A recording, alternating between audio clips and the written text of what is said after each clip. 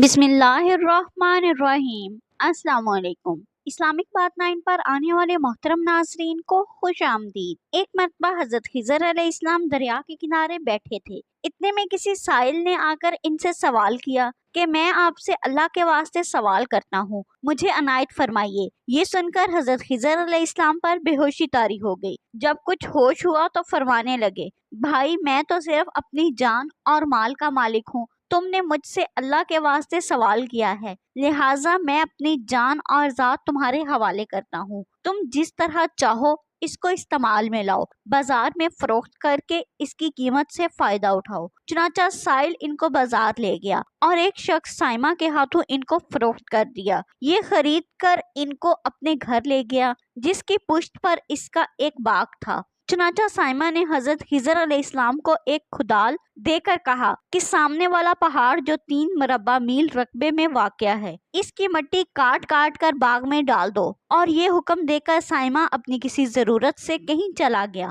اور حضرت خضر علیہ السلام اس پہاڑ سے مٹی کاٹ کاٹ کر باغ میں ڈالنے لگے۔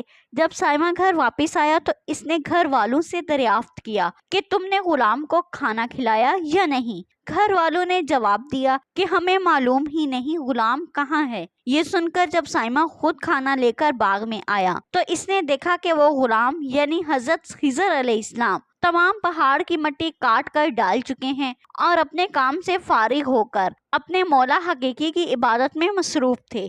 یہ دیکھ کر ان کو بڑا تعجب ہوا اور اس نے دریافت کیا، یہ تو بتائیے کہ آپ کون ہیں؟ یہ بات سن کر حضرت خضر علیہ السلام پر کچھ بے ہوشی سی طاری ہو گئی اور پھر افاقہ ہونے پر انہوں نے فرمایا کہ بھائی میں خضر ہوں، جس کو سن کر سائمہ کے ہوش اڑ گئے کہ تو نے یہ کیا کیا، ان کو غلام بنا کر ایسے کام پر لگایا، یہ تو انتہائی گستاخی ہے۔ پھر یہ سوچنے کے بعد سائمہ نے توبہ کی اور پروردگار سے عذر خواہی کے ساتھ حضرت خضر علیہ السلام کو آزاد کر دیا اور اللہ کی بارگاہ میں حاضر ہو کر کہا، اے رب العالمین مجھ سے اس کا مواخذہ نہ کیجیے گا کیونکہ میں ان کو جانتا نہیں تھا۔ اس کے بعد حضرت خضر علیہ السلام نے دعا فرمائی اور سجدہ شکر بجا لائے کہ اے پروردگار میں تیرے ہی حق میں غلام بنا اور تیرے ہی حق میں آزاد ہوا، اس پر تیرا شکر گزار ہوں۔ بعد ازاں واپسی کی اجازت لے کر جب دریا پر واپس آئے تو دیکھا ایک شخص کھڑا دعا مانگ رہا ہے،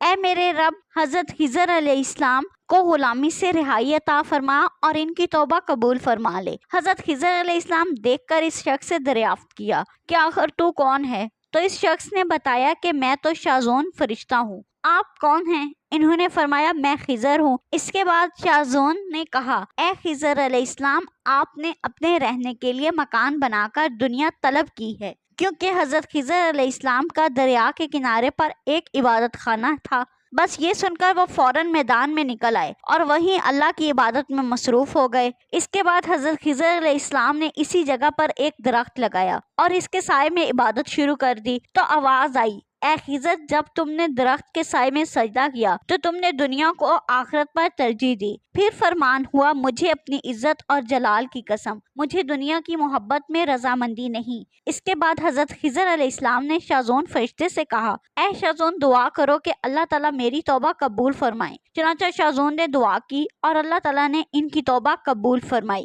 خدا کے برگزیدہ بندے اسی حال میں خوش رہتے ہیں جو اللہ کو منظور ہو۔ بے شک ہماری فلاح بھی اسی میں ہے کہ زندگی کے ہر موڑ میں آنے والی ہر بیچ و خم میں ہم راضی رہیں، اللہ تعالیٰ کی چاہت کو سامنے رکھ کر زندگی گزاریں۔ دعا ہے کہ اللہ تعالیٰ ہمیں اس واقعے سے سبق حاصل کر کے نیک بننے کی توفیق عطا فرمائے، آمین یا رب العالمین۔